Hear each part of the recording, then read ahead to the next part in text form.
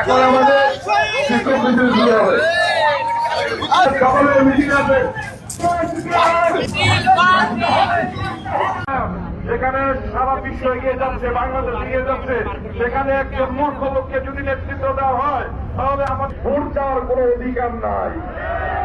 আমি বিএনপির হাইকমান্ডের পরে তৃণমূলের নেতা কর্মীদের বুকে রক্ত খাবো, এই নেতাকে চাঁদাবাজ বলে তার কোন নৈতিক অধিকার আছে বিএনপির নমিনেশন নেওয়া?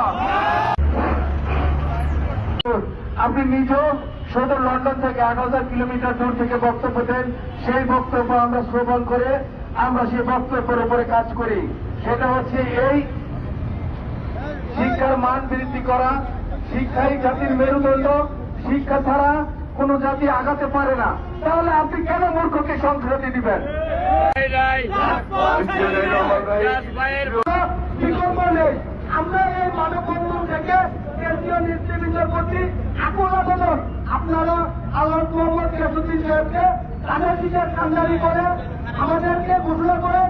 আমরা এই সিদ্ধিগঞ্জ সোনারগাঁ জনগণ প্রধানমন্ত্রী আসবেন প্রেসিডেন্ট বেগম খালেদা জিয়া এবং আগামী রাষ্ট্রনায়ক তারুণের অহংকার জননেতা তারেক রহমানকে উপহার দিব। আল্লাহ মোহাম্মদ ইয়াসুদ্দিন সাহেবের মাটি এই সিদ্ধিগঞ্জ সোনারগাঁয়ের মাটি। জনগণ মনে করি এই আসনটিকে যদি পুনরায়